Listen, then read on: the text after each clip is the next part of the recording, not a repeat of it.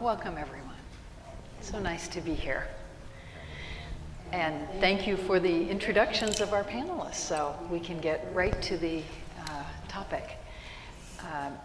It is a time of many challenges internationally, and we're going to be speaking about those, particularly in the national security area. It is a dangerous world that we're in, and we have just seen an illustration of that with the attacks in Israel. But prior to that, the unprovoked attack on Ukraine, plus some other factors at this point. There really is no arms control going on. Most of the treaties and agreements that we've achieved in the past have fallen into disrepair or been abrogated or abandoned. We also are seeing a major buildup of nuclear weapons by China. They are estimated to be heading for an arsenal of about 1,500 strategic nuclear weapons by the middle of the next decade, which presents the US with a challenge we're calling the two nuclear peer problem of deterring both China and Russia. And there are other factors as well. So it is a challenging and dangerous world. We could not have two better panelists to discuss that. Both of them known for their long service. Congresswoman Harman, particularly focusing in the intelligence area as she served in Congress. She served as the chair of the Homeland Security Committee's Intelligence Subcommittee, and she was the ranking Democrat on the House Intelligence Committee. Secretary Gates, of course, dealt in his bipartisan service for both Presidents Bush and Obama. He dealt with all of the crises of the time. And he's particularly recently been writing about the need for bipartisanship, what divisiveness at home does to us as we try to conduct a foreign and national security policy. So two wonderful public servants who have also served in private institutions and public policy institutions like the Wilson Center and universities.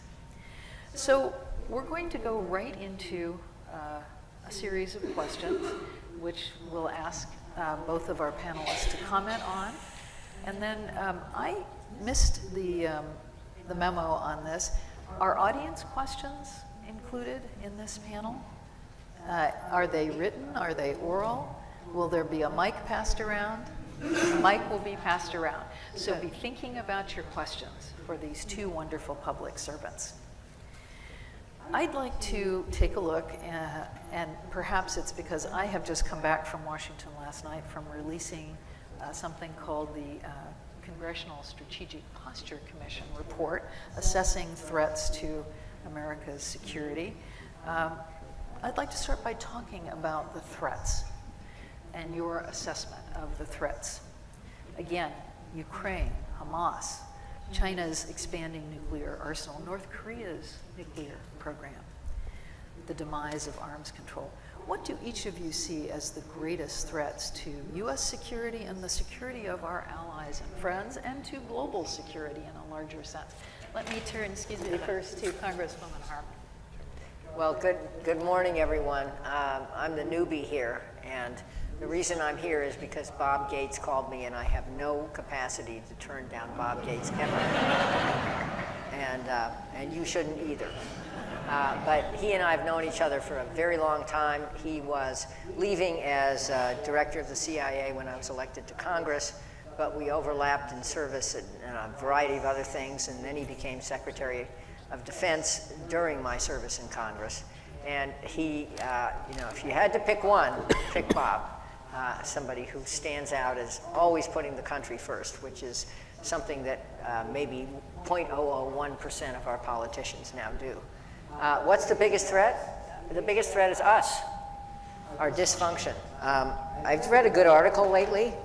I recommend it. It's called The Dysfunctional Superpower. It's my prop. I didn't write it. Somebody else on the stage wrote it. Can a divided America deter China and Russia? Oops, and add North Korea and Iran and Hamas and Hezbollah and et cetera. So Answer no. One of the things you have to notice right now, and I applaud President Biden for this, is how much U.S. leadership is still needed in the Middle East. We've been pivoting to Asia for a long time. Well, oops, we can't do that. We have to stay in the Middle East. That doesn't mean we have to have boots on the ground, but it does mean that we have to do the things we're now doing. And I was very pleased to hear that Tony Blinken's going around to all the neighborhood. And I was very pleased to see that Lloyd Austin showed up with a C-130 full of stuff because the Iron Dome system, which is Israel's protection against incoming missiles, is inadequate to the surge in missiles being fired both from, well, currently from Hamas to the west, but possibly 100,000 or so with precision guidance on them from the north, from Hezbollah, definitely helped by Iran. So I think our dysfunction is embarrassing. It was preventable. I served in various Congresses that worked a lot better, even when Newt Gingrich, I'll say it, was Speaker of the House, which was nothing I wished for. But we came together to pass a balanced budget. We did a variety of things, not so much focused on foreign policy, but we got America's house in order, and we actually had a surplus. Focus your heads around this, a surplus at the end of just at 2000, and the goal was how would we spend the surplus, and then came 9/11, and I'm sure we're going to talk about that. But last comment I'd make is that I now think of Congress as a re-election machine. It is, people go there and they will do whatever it takes to stay in office, rather than whatever it takes to work together for the country. And it is absolutely tragic, and it is a death spiral for America's democracy.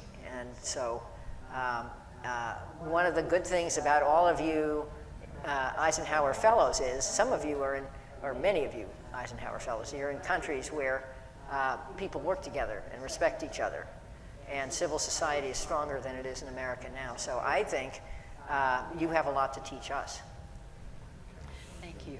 Secretary Gates, you've been writing on this topic, and of course would like you to address that, but also independent of that, the threat environment we face. I agree with Jane. I've said fairly often that I think that the greatest threat facing the United States at this point is, as she said, ourselves and the dysfunction in Washington, D.C. As I write in the article, Xi Jinping and Vladimir Putin have several things in common. One of them is a genuine belief that the United States has entered a period of decline, and that their destiny is to displace the U.S. as a global power that we are or have been. And their narrative to the rest of the world is that the Western democracies don't work, and they hold up the United States as Exhibit A for their case. And it's hard to counter that argument when we can't even elect a Speaker of the House of Representatives, and we can't get anything through the Congress. We have not had, I don't want to get into weeds of the American legislative process, but we have not had an appropriation for the Defense Department approved by the Congress before the beginning of a fiscal year since 2010. And what that means is every year the Pentagon has no idea how much money it's going to have. And they don't get that information until well into the fiscal year, sometimes weeks, sometimes months. There have been occasions where there's been a continuing resolution for an entire year, which means you get the same amount of money that you got last year, but you can't start anything new, you can't add to anything. So it's hugely damaging to our national security. And so when the fundamental role of the Congress, which is the voting of money, for a variety of programs can't be accomplished. It's a measure of how much difficulty we're in. Frankly, there's no evidence that that situation is going to get any better anytime soon. The other thing that, and I'm sort of picking up from the article here, in terms of the threat beyond ourselves, the other thing that Xi Jinping and Vladimir Putin have in common is their belief that they have a personal destiny to accomplish, in Putin's case, reassembling the Russian Empire, not the Soviet Union, but the Russian Empire.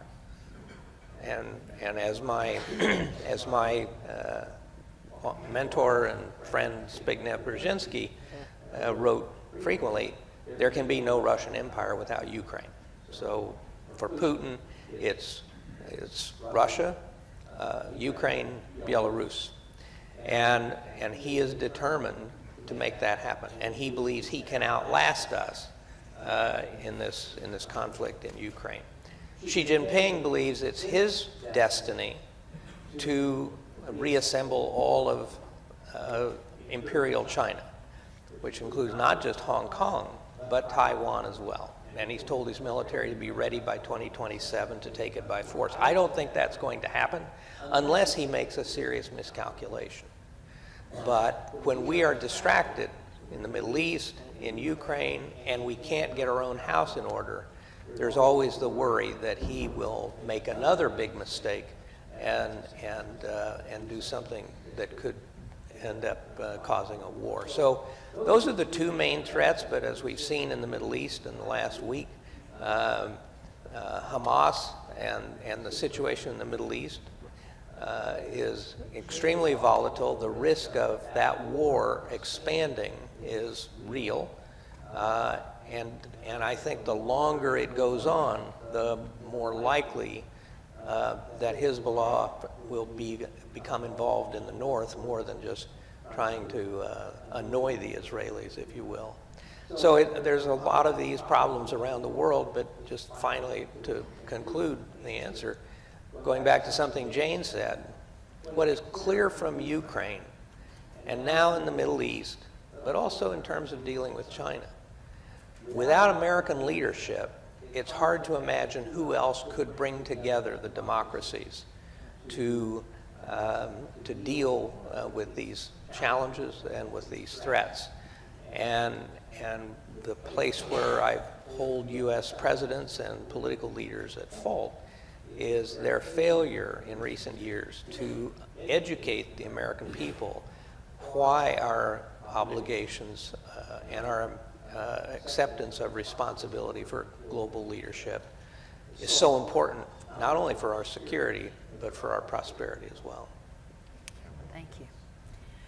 Again, putting aside the divisiveness issue, which we will get back to since it's fundamental at this point, what about the adequacy and readiness of our resources to counter the threats that we face and to protect the values, which is the reason for combating what have been called bellicose authoritarians?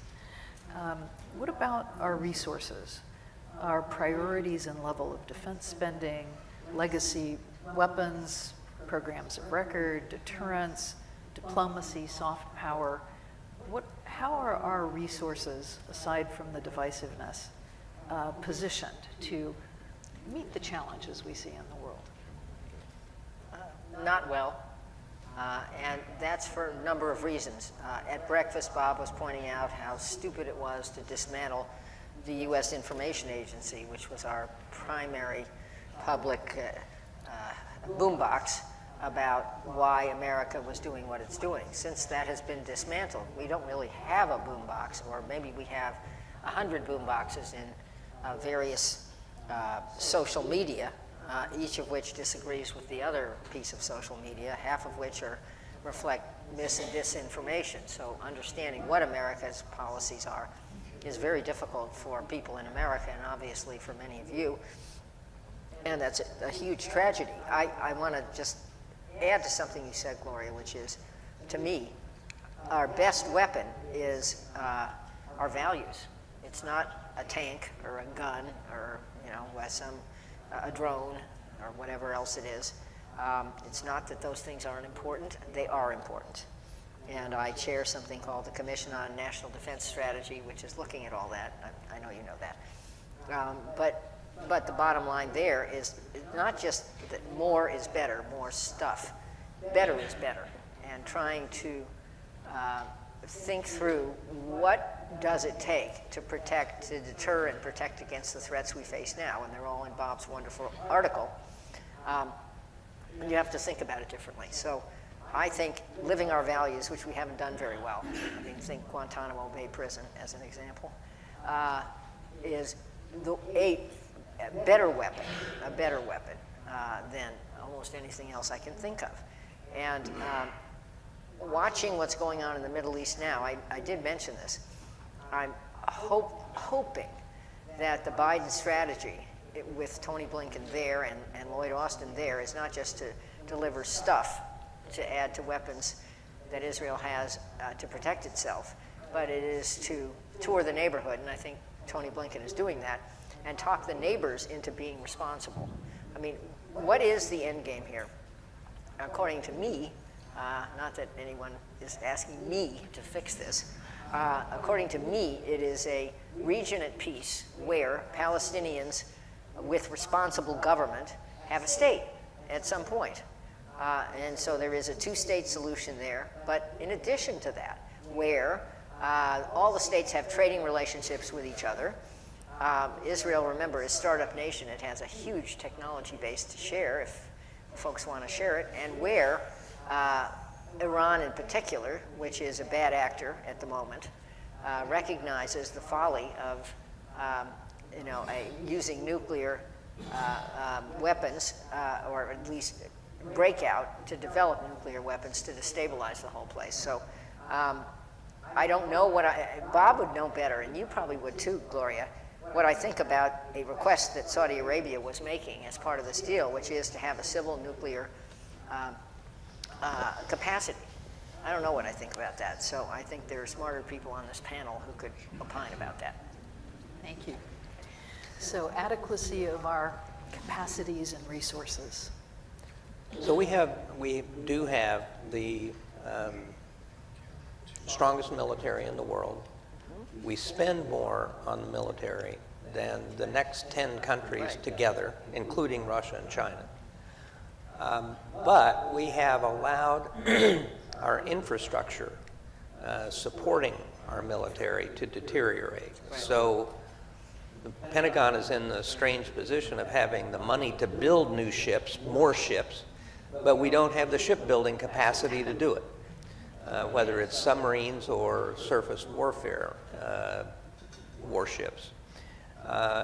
And you're reading almost every day about the shortcomings in our ability to produce artillery shells and just basic kinds of munitions that we want for our own forces, but also to support the Ukrainians and the Israelis and other friends.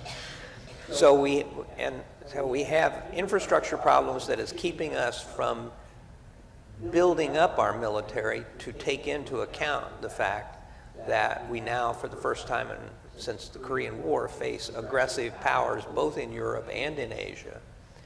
And for the first time in anyone's living memory, a power that has an economic, technological, scientific, and military power approaching the capabilities of our own, which is China, obviously.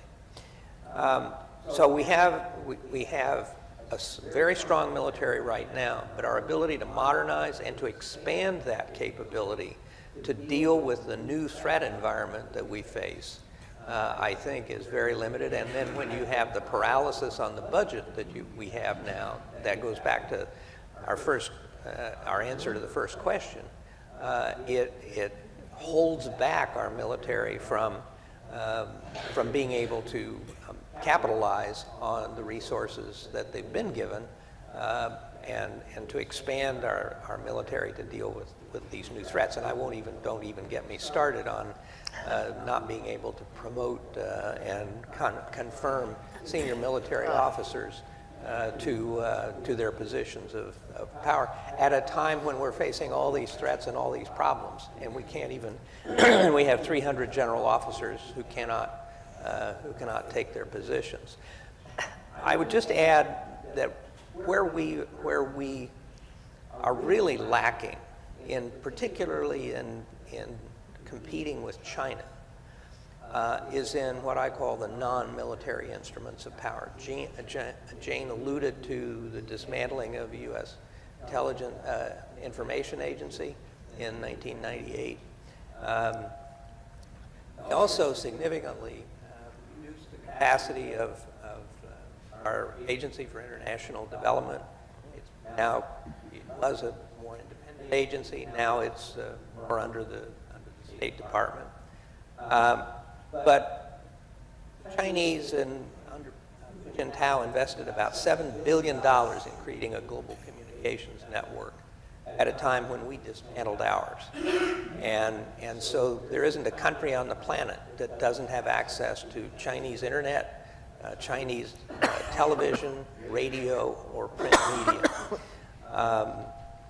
We have the Confucius Institutes. We have all kinds of these people-to-people and exchange programs that the Chinese have funded all over the world, and we don't have anything comparable to that at this point. Similarly, in development assistance, there are a lot of criticisms of Belt and Road, but the fact is 140 countries have signed up to be a part of Belt and Road, and for all of the debt issues associated with the projects, and a lot of them white elephants and so on. The fact is they have used Belt and Road to insinuate themselves into countries, particularly in the global south, all over the world. And everybody knows that stadium or that arena was built by China, or that bridge was built by China, and so on. And we don't have anything to compete with Belt and Road at this point. And finally, in terms of our economic relationships, China is now the biggest trading partner with more than 120 countries in the world. We're the biggest trading partner of maybe 30 or 40.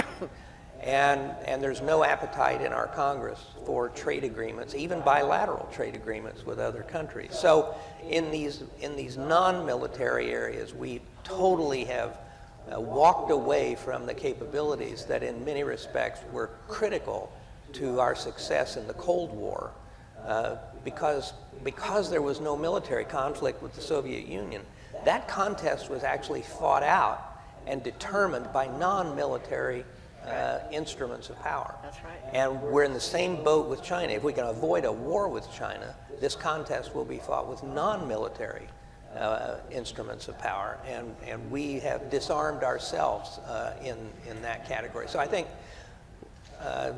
going back to your question, I think that in the military area, right now we're in very good shape, but looking to the future, we have some very big clouds on the horizon, and we are a long way behind when it comes to the non-military instruments. Let's talk about those non-military instruments, or soft power, for a moment. There are a lot of avenues, some of which are being used in the private sector, so to speak. There's food diplomacy. There's sports diplomacy. There have been contacts in the arts and exchanges of between museums and so on. Investment, education, fellowships, and the training of scientists and others from other countries at our wonderful American universities and so on. What should a soft power approach look like beyond USIA, beyond conveying our views? What should we be doing to nurture this non-official level of contact? Well, you've listed a lot of the ways we should be connecting to the world. I would say, I used to have this argument with Madeleine Albright, who said the U.S. is the indispensable partner, indispensable country. And I would say, no, Madeleine, it's the indispensable partner. And I do think that partnering with other countries, something that Joe Biden has restored. The last president, whoever that was, dismantled not only our trading relationships, the ones that remained, but dismantled basically our affiliation with NATO. We didn't pull out, but it was close enough, and other things. So I think that cultural diplomacy and all of this is hugely important and showcases what some of the good things are about the United States. I do agree with Bob that we have, in terms of government organization, downsized our soft power and stuck it all in the State Department. Nothing wrong with the State Department, but it's probably would have been better to keep some of these things as independent agencies. But I do think, for example, China, one of Bob's big threats, right, pacing challenge for the U.S., we are trying to have reasonable diplomacy with China. I think it was a good thing that a delegation from Congress, a bipartisan delegation, maybe that's an oxymoron, but a bipartisan delegation from the Senate just went to Beijing and met with Xi Jinping.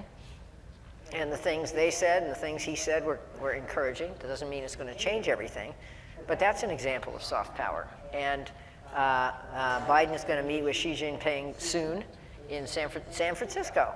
And we have 3, I think, or 4 of his cabinet secretaries have been there.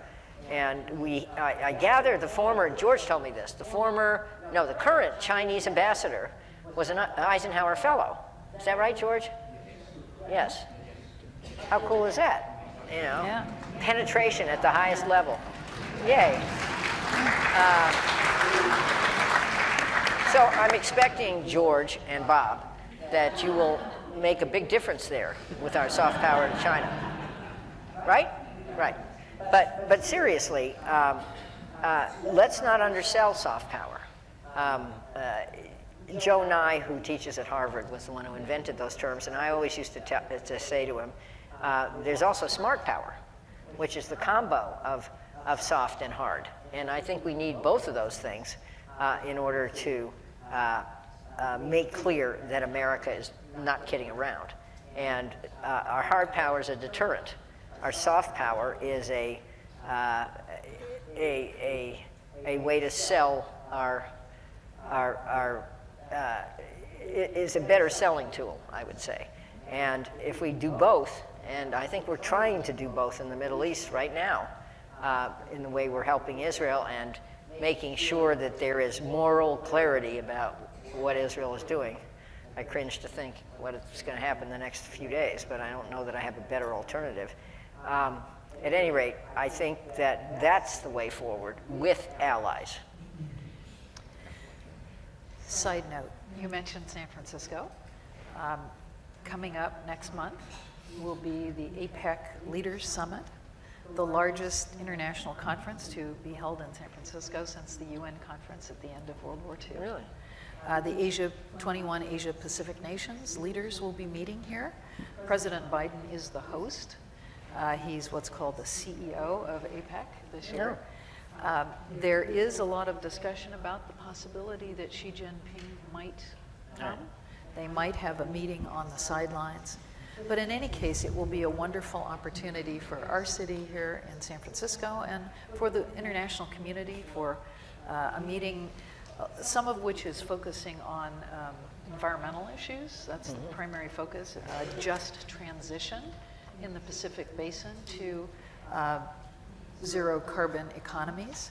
The Commonwealth Club is hosting some of the meetings, and we're really looking forward to that becoming a defining event here in San Francisco. Congratulations. Well, and let's hope for some very productive meetings on the sideline, perhaps between the US and China. We'll come back to the soft power question, but what about levels of engagement? Obviously, there's a discussion going on right now about how the US should be involved with Israel, from boots on the ground to military provisions to diplomacy. There's obviously been a debate going on, especially in Congress, about Ukraine and what our level of engagement should be there.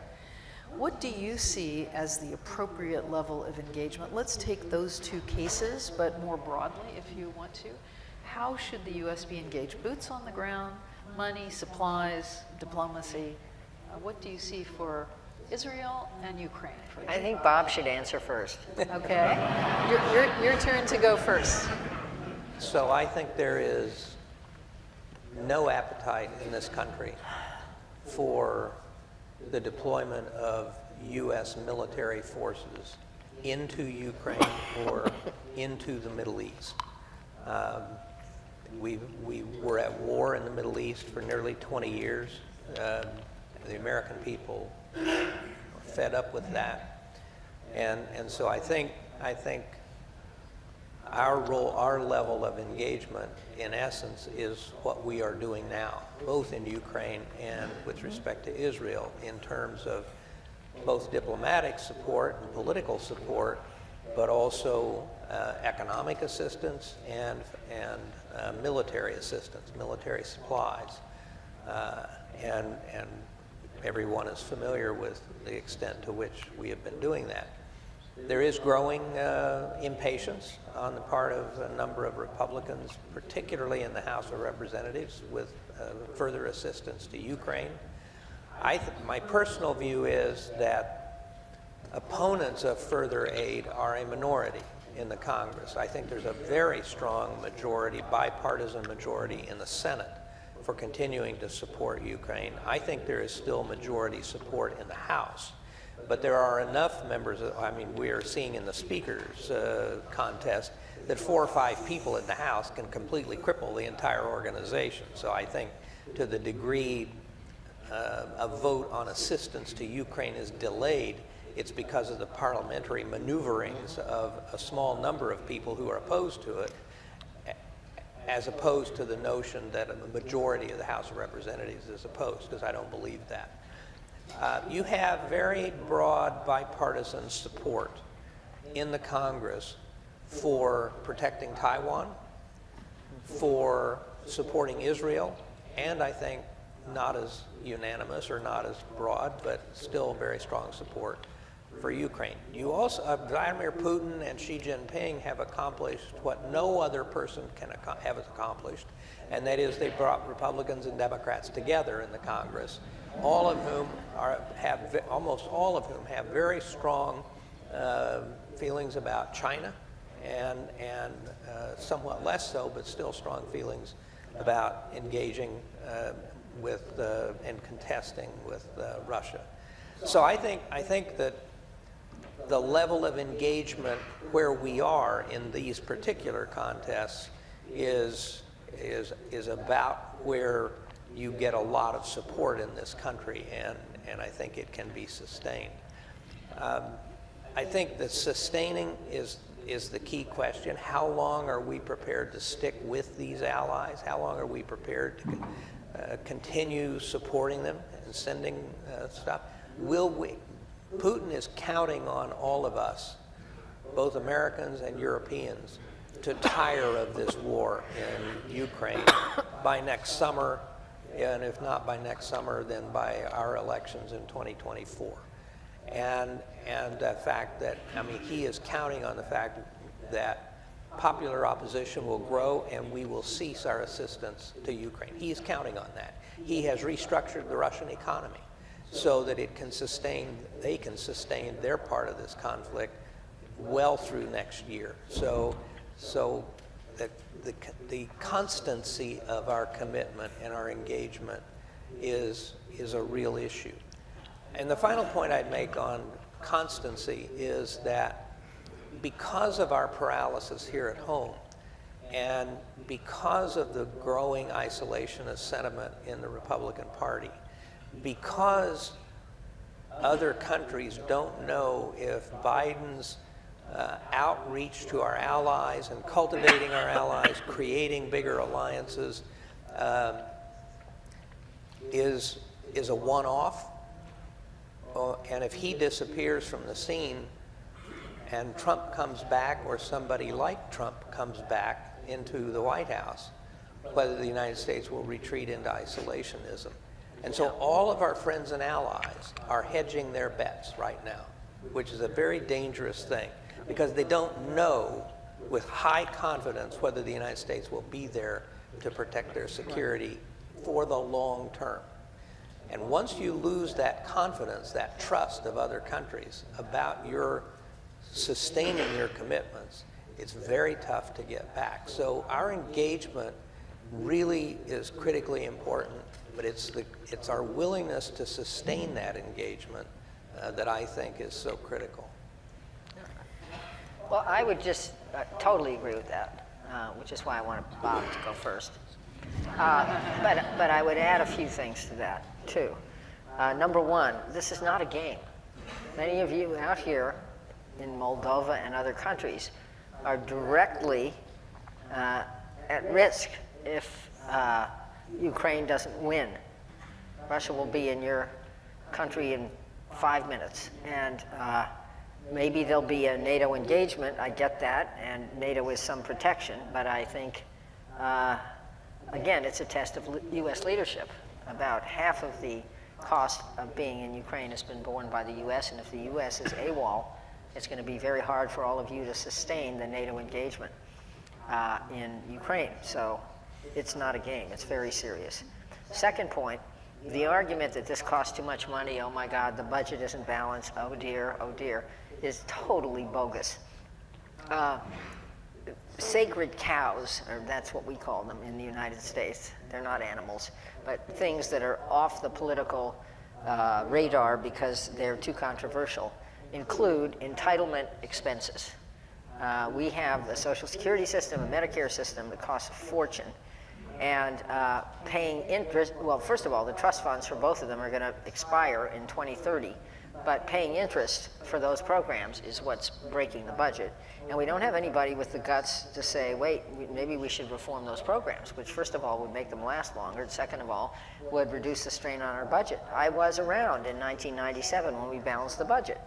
So this is doable if we put everything on the table and we keep walking away from that. And the expenses for Israel and Ukraine are a pittance compared to the interest on the debt that we are paying in our budget for these sacred cows. So there's that. And I think, you know, finally, what is our country about? What are our values? I think, you know, protecting our own democracy, which we're doing a bad job of, but protecting democracy around the world and individual freedom are our values. And walking away from these conflicts is a huge mistake. And I do agree, George mentioned it, that there are you know, innocent civilians who happen to be Palestinians too, who are caught up in this thing. I'm not saying only Israeli innocents are ones we should protect, but let's understand who started this. Let's have some moral clarity about this event, and then let's think forward, which we're very bad at, and have a strategy for an end game that would be peace in the Middle East. How about that for a change? Let me say one more thing about engagement.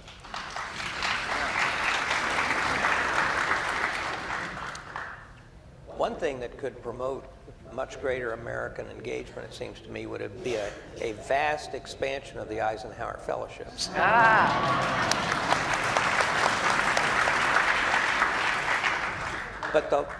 But the larger point is to remember that our namesake, President Eisenhower, in the mid-1950s, actually was the one that developed and promoted many of these non-military instruments of power in this country. He had an initiative called People to People that sounds a lot like the Eisenhower fellowships, frankly. But it was under his administration that our exchange programs grew vastly in terms of, and you were talking about, Gloria, the musicians, the sports teams, and so on. All of those, we were sending people all over the world, speakers, and there was a USIA library in every major city in the world. And so here we go back to the future, if you will, that President Eisenhower really fostered a lot of these engagement programs like the Eisenhower fellowships that were such an important instrument for us all through the Cold War, and they were continued by all of his successors, both Republicans and Democrats, until the collapse of the Soviet Union. And in my view, that type of contact played a major role in the end of the Cold War with the Soviet Union. And frankly, in the demise of the Soviet government, there was just increasing opening. There were cosmonauts talking to astronauts. There were physicians talking to each other. It was a society-wide engagement, despite the difficulty of operating in the old Soviet Union. Well, Really and when the played people in the old Soviet Union, particularly in the Baltic states and in the western part of the Soviet Union, started being able to pick up German television, and they saw how the Germans, West Germans were living, and they saw how they lived, they said, wait a minute, this doesn't make any sense. So we don't have a Cold War with China at the moment, but things are pretty chilly to the extent that many in the community here, business people, investors who have relationships in China and so on, are very worried about what's ahead. Could you see an Eisenhower people-to-people type of initiative working with China at this point? Is this something that should be fostered and promoted with people-to-people exchanges and contacts? I do, but frankly, it takes, as the saying goes, it takes two to tango. And the Chinese have not been receptive to very many of these programs. I mean, one of the reasons U.S. business people and foreign business people generally are now leery of going to China is that the Chinese have made them feel very unwelcome, and even in the case of one of the senior executives of the firm Kroll was told he couldn't leave China. A senior executive with Nomura Holdings out of Japan was told he couldn't leave the country. So Western executives that used to travel to China all the time are now very skeptical or very leery of going there. The administration would like to do a lot more with China in the diplomatic arena and exchanges and so on. We had a whole network of agreements. You referred to this in your opening comments. A whole network of agreements with the Soviet Union designed to either limit nuclear weapons or to prevent any incident from escalating. So we had an incidents at sea agreement with the Soviets, so that if two of our warships got into a confrontation somewhere, there were ways we could ensure that that didn't escalate. And with all of the activity, naval activity taking place in the South China Sea and the Taiwan Strait right now, we would love to have that kind of agreement with the Chinese. They're not interested. Their attitude is the way to avoid incidents at sea is for your Navy to stay out of the South China Sea. And so their argument is, the way they approach it is, if we had an agreement like that, that would be our acknowledgement that you have a legitimate legitimate right to be in the South China Sea, and we don't want to concede that. So I think there is interest in the administration in expanding this. They call it putting a floor under the relationship with China, all the diplomatic outreach and so on that the administration is doing, and that's all well and good.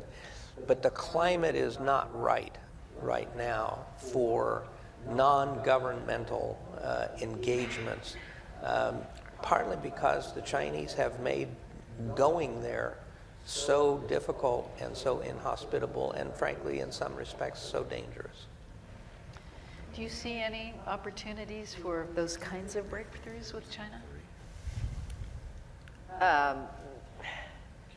Not soon, but we should continue to try. And what's very important is trying to make sure they understand where we're coming from. Because the danger of miscalculation is enormous, especially with mis and disinformation and all the new tools we have.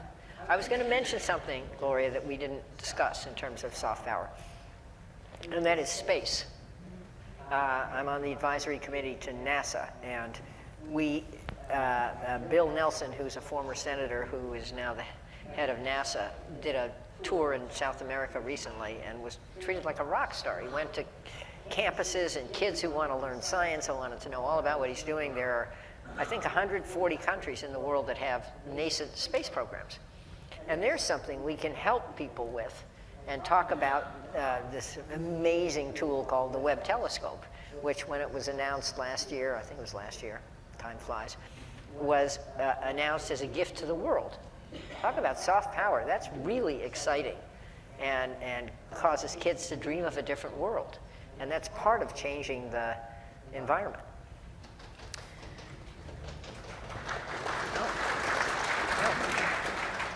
We will shortly move to your questions. One more, arms control. Now, that was the quintessential demonstration of mutual interests, where countries had 50,000 nuclear weapons during the height of the Cold War, primarily the US and the Soviet Union and a few others. There was a common interest in trying to reduce this danger. Arms control has fallen on very hard times. There's pretty much nothing left, including many of those agreements simply about communication and prior notifications and so on, at least where it comes to the US, when it comes to the US and Russia. How do you see the state of arms control? Any ways to get things moving again? Any areas we could explore for mutually beneficial arms control negotiations? Well, as you stated at the outset, I mean, the circumstances are quite dire. In fact, the Russians are walking away from the last strategic arms control agreement. They have threatened to walk away from the Comprehensive Nuclear Test Ban Treaty. And the Chinese, we have approached the Chinese actually under the last 3 presidents to try and do, Obama, Trump, and Biden, to try and do strategic arms control with the Chinese. The Chinese view is, the Chinese have, up until just recently, been content to have a very small strategic nuclear force. So they've had only about 400 deployed strategic ballistic missiles, but now, as Gloria said at the outset, they've announced plans to build to about 1,500, and they're building hundreds of silos for new ICBMs in Western China. We sort of woke up one morning and discovered all these holes in the ground all over Western China. Their attitude is, I think they are not going to be interested in any kind of strategic arms control until they have parity with us. Then they might, but the question before the United States right now, going back to something I said at the beginning, we have a situation where when China completes that program, Russia, China, and North Korea in particular, will have potentially twice as many nuclear weapons as the United States. So what do we do about that? Do we further expand our nuclear forces? Do we change our strategy? Do we do both? We've not confronted this situation before, ever, in our history. So so I think the prospects for arms control are very poor right now, partly because of the relationship with Russia being where it is, and because the Chinese aren't really interested. I think I'll say one thing about the North Korean nuclear program. I have believed for a long time that successive American administration's efforts to denuclearize North Korea have been a fool's errand. In my view, the North Koreans will never totally give up their nuclear capability. Kim Jong-un looks at Libya. Gaddafi had a nuclear weapons program. He gave it up. He's dead. He's gone. People thought Saddam Hussein had nuclear weapons. He's dead. His regime is gone. Ukraine had 1,800 nuclear weapons. And in 1994, the United States, the United Kingdom, and Russia all guaranteed Ukraine's territorial integrity if they'd give up those 1,800 nuclear weapons. And look, guess where they are.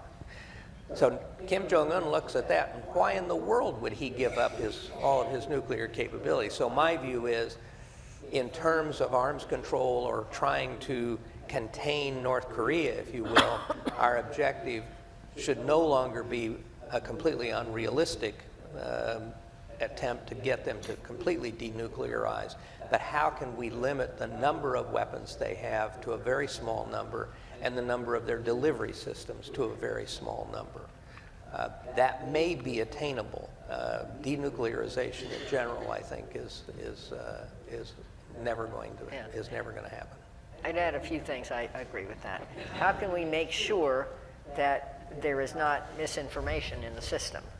How do we make certain they understand and we understand, if either side, and it's 3 sides now. It's actually 4 sides because of North Korea, 5 sides. Iran is at breakout, and nobody answered my question about, do we think we ought to allow Saudi Arabia to get a civil nuclear capacity? Do we think that, by the way? Bob? I think my bet would be Saudi Arabia will get civil nuclear power, whether we want them to or not. Mm-hmm. So, because there are many sources, right. We are not the only source for that. So the question is, if we do it, do we have the opportunity to make sure that their controls are there that prevent the diversion of enriched uranium from the civil purposes to military purposes? I will tell you this, and Mohammed bin Salman has been very open about it. If Iran gets a nuclear weapon, Saudi Arabia is determined to have one as well. Right. You know, people talk about whether or not arms control actually works. People forget that when the Nuclear Non-Proliferation Treaty was signed in the early 1960s, the anticipation was that in 20 years or so, there would be 20 nuclear powers. The truth is, it's really worked really well.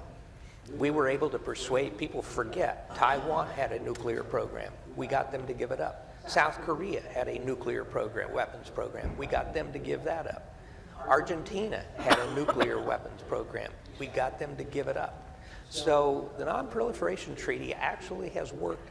When you think about how much time has passed since the advent of the nuclear age and the limited number of countries that have these weapons today, it's a pretty remarkable success. So, you know, you can't let the perfect be the enemy of the good. But you left out Pakistan and India, and a rumor is that the Saudis have purchased a nuclear weapon from Pakistan. Whether that's accurate or not, A.Q. Khan is the Pakistani father of the nuclear program and was very good at proliferating nuclear weapons. That's where Libya's weapon was coming from. I agree that we have slowed down the march to doom, but it's still there. And I just don't know what arguments will persuade the world to walk this back. It's similarly on AI, weaponized AI. There are good uses for AI, no question. But do we need boundaries in the world? I think we do. And there is no goodwill or no mechanisms to make that happen. One of the things that's very sad is, I'll say it, watching the fecklessness of the UN, which doesn't seem to have any real power to stop bad things. They're talking about how if Israel goes in on the ground in Gaza, how much devastation that will wreak. True, check. But what are they proposing to do about it? Questions from our audience, and where is the mic? Okay. Gentleman back there, right near the mic. Thank you for such for such a wonderful and informative session. I'm Sangu Dele, Eisenhower Fellow 2021 from Ghana. And my question is primarily for Dr. Gates. So this past summer, I was at the World Economic Forum annual meeting for new champions in Tianjin. And I got a chance to speak with a lot of business, political, and civil society leaders from China. I spent time traveling in China, went to Mongolia, went to Japan and Hong Kong, just to get a sense of where things are there. And one of the overwhelming feedback I got, which I'll outline here to get your response, was around what they called double standards. The first they pointed out, in response to your question about the climate for US businesses in China, is equally, it's a very hostile environment for Chinese businesses in the US. In fact, we see that explicitly stated by multiple members of Congress and people in the administration, where they see it as an attempt to constrain China. The second thing was around a lot of criticisms about Chinese spying, to which they laughed. And they said, are we going to pretend the NSA and the CIA are not doing the same thing? The third thing was around human rights abuses that is leveled against China, to which they actually referenced Vietnam, when we were fighting for democracy abroad and we were denying the same rights to people of color in this country. And they point today that the racist problems we have in our system have still not gone away. So how do we criticize them for human rights abuses when we tolerate the same within our borders? The fourth they mentioned was Ukraine, where the level of support we have given to Ukraine, unprecedented and very different from the support we've given to other countries who have also faced violence. We didn't see the same level of support for Darfur and for other places. And the final thing they said was, if we look at, specifically, I was interested also in what they thought about foreign policy with respect to Africa, and they pointed out something interesting. The last time we saw any real transformational US policy towards Africa was under George W. Bush with PEPFAR. Post that, it's been lip service. And the only time we've seen a response when Kamala made her recent trip was in response to Chinese leadership now on the continent. So these are the 5 double standard issues they've raised, and I would love to get your responses to that. Okay. Thank you. Wow. That's a good summary of that brief. Well, first of all, I think that with respect to business people, I think people forget how extensive the economic relationship, for all of the headlines that you read, people forget how extensive the business relationship, the economic relationship is between the United States and China. Right. Last year, trade between the United States and China was over $720 billion. That was the largest amount ever in the relationship between the two countries. The United States played a critical role. Some would argue it was a big mistake in getting China into the WTO, after which the Chinese economy exploded with growth. So we have facilitated China's economic growth dramatically over the last 25 years. The current environment is more hostile, but it's particularly hostile when it comes to high-end technology, chips and things like that. The rest of the relationship is proceeding. McDonald's, Starbucks have huge expansion plans in China, and China is investing in this country. Now, investment is down, and you see, and I think there are certain aspects of U.S. attitudes that are a little paranoid, and in terms of, not letting the Chinese buy agricultural land. Now, if that agricultural land is right next to a U.S. Air Force base, I think that's a concern that's valid. So I think there is some overreach in that, but I think it would be a mistake to exaggerate how bad the business environment has become, because the truth is, although this year trade is down, the fact is that it's still huge. Just to give you a little comparison, both of China's economic power, but also of the extent of the U.S.-Chinese relationship, I just said U.S.-Chinese economic relationship, trade relationship, $720 billion last year. The last normal year of the Soviet Union, U.S.-Soviet trade in 1986 was $2 billion. So a little perspective, I think, is in order. Yeah. You know, when it comes to race, I think all of the criticisms that are leveled at the United States are true, have merit. But there is one difference between us and virtually everybody else in the world. And that is that from the beginning, and particularly beginning in 1861, the United States is the one country willing to acknowledge that it has a problem and to work to fix it. We have been a work in progress for our entire history. We know our founding fathers knew we could not live up, as human beings, could not live up to the aspirations in our Constitution and in our Declaration of Independence. But we have been committed as a country to trying to achieve that level, to trying to achieve those aspirations in extending freedom here at home and abroad. And when you are of a certain age, you remember what this country was like 50 or 60 or 70 or 80 years ago in terms of race relations and how people were treated and so on, and how it's dramatically changed today. Same thing in terms of the role of women. This country has had these problems, but we have led the world in trying to fix those problems and live up to our aspirations. So I don't accept.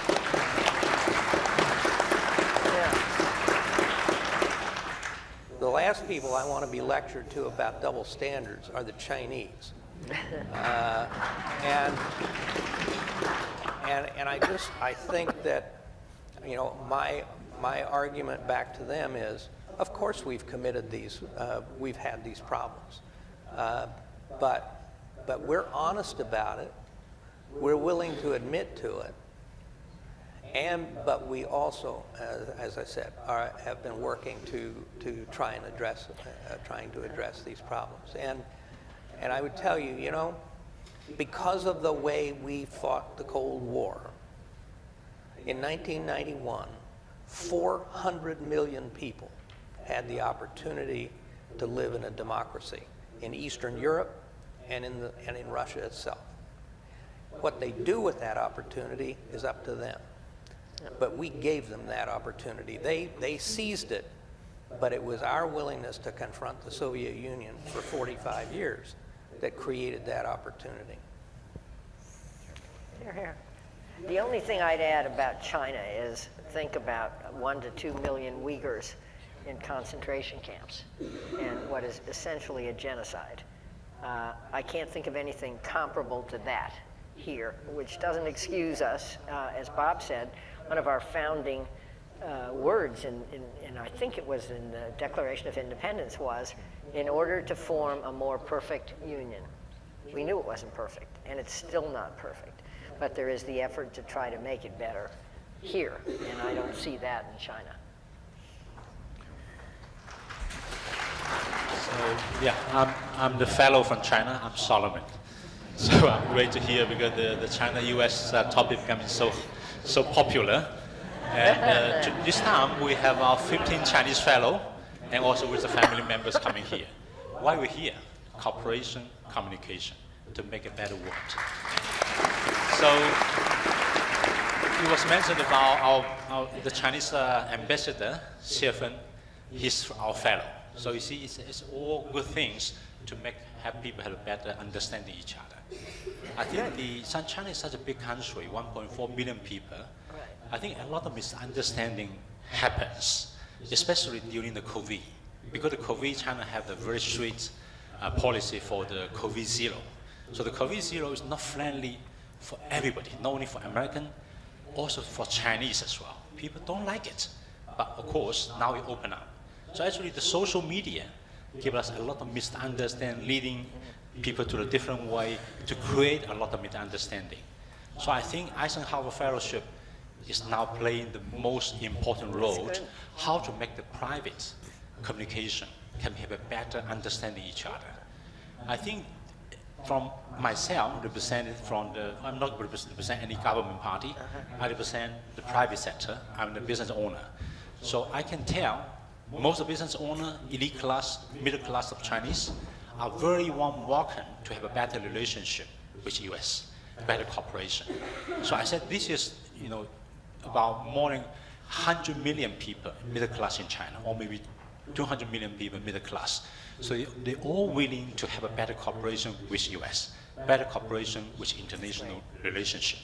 So I think nowadays, let's see how Eisenhower can play a better role and more critical, important role for these two countries. Thank you.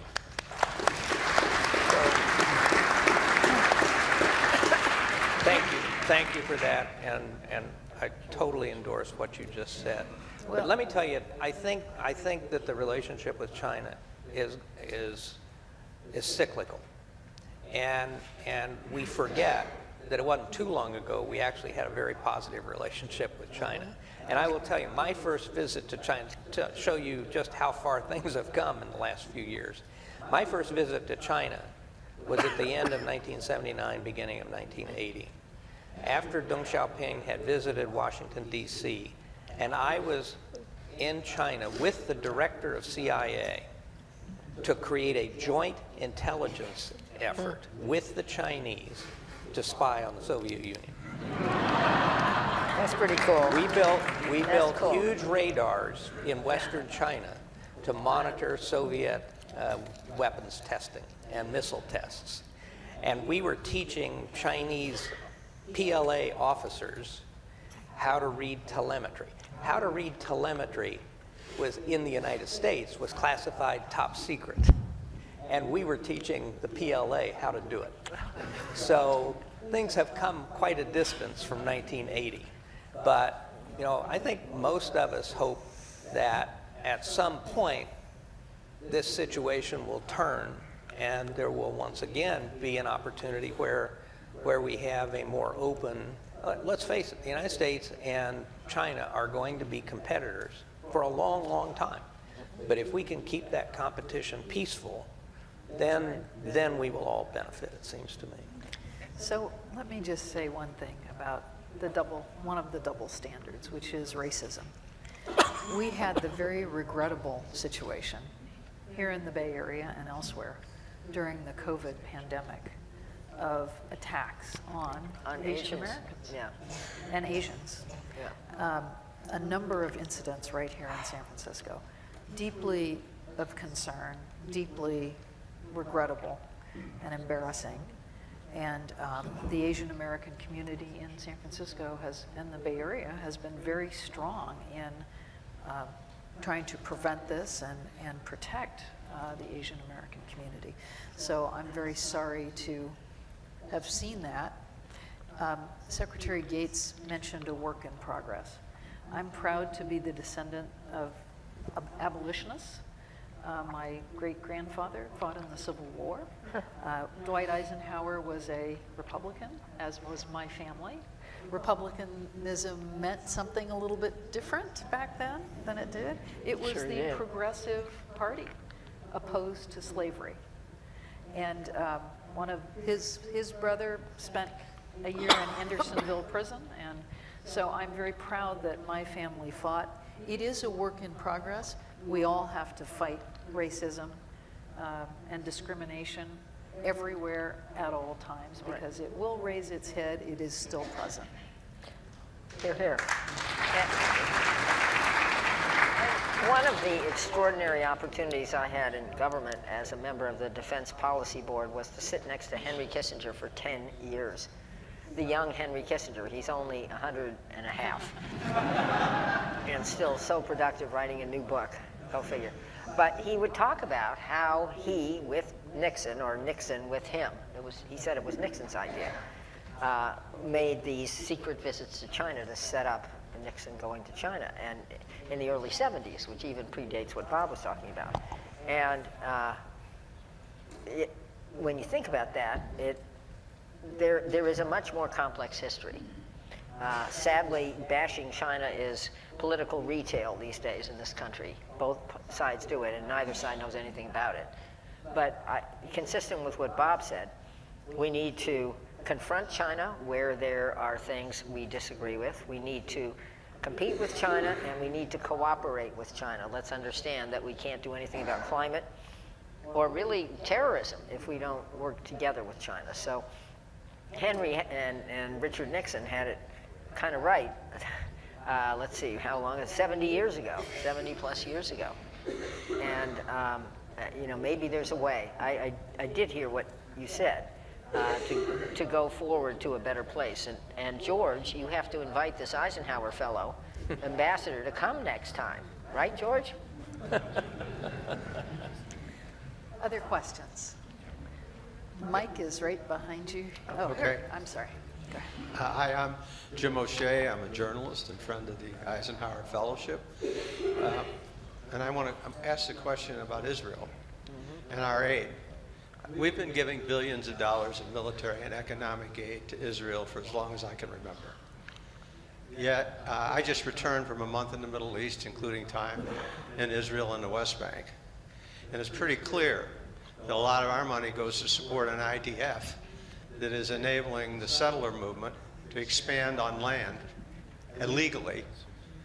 And that's a core issue for all the Palestinian people I talk to. And I don't think they really have a lot of support for Hamas and Hezbollah. But this is the issue that enables Hezbollah and Hamas to operate with some support. So how does giving more aid, and I understand giving the aid and the moral support it shows, but how do we keep giving them billions of dollars? How's that going to settle the fundamental problem that they are supporting an illegal occupation of land that belonged to another people?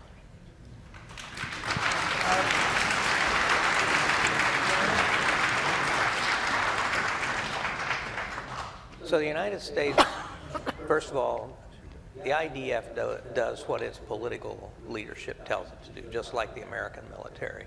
The actions on the West Bank are not the initiative of the IDF. They are the initiative of the Netanyahu government. The United States, through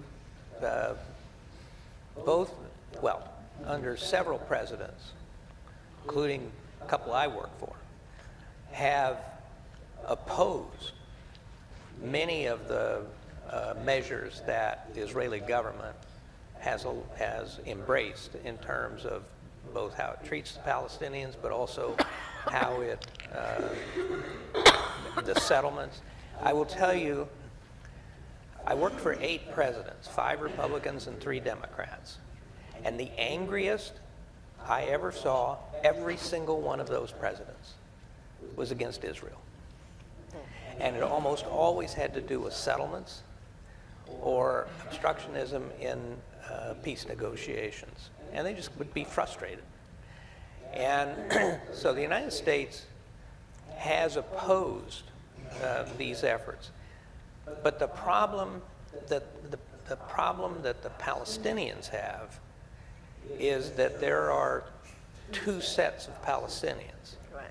There are the West Bank Palestinians and the government in the West Bank, which acknowledges the right of Israel to exist and has negotiated agreements with the Israelis, with our good offices. The United States military has actually trained the security forces of the West Bank government, the security forces, the Palestinian security forces, and worked with them on security issues on the West Bank. And so the United States has been quite supportive over a very long time of the Palestinians in the West Bank and that have been involved in the negotiations for a two-state solution. The problem is the Palestinians in Gaza, and specifically Hamas, which has had full control of Gaza at least since 2005. And the problem with Hamas in terms of the rest of the Palestinians is that they still call for the destruction of Israel. And we've just seen what they're prepared to do to bring about that result. So you have the part of the big problem in the Israeli-Palestinian equation is that some segment of the Palestinians in Gaza mainly still call for the destruction of Israel. So who do you negotiate with? Which set of Palestinians do you negotiate with? And I guess the final thing I'd say is just to reiterate, the United States government, under both Republicans and Democrats, has protested and has objected to many of the policies that the Israeli government has followed for a number of years with respect to settlements and the expansion of settlements on the West Bank. I would just add to that, I know we're out of time, that being pro-Israel, which I am, does not mean being pro-Israeli government. And I'm not pro-Israeli government. And I think that some of the moves of this government, this extreme right-wing coalition, to basically neuter the Supreme Court and expand settlements in the West Bank so that there could not be a two-state solution are wrong, and they violate U.S. policy.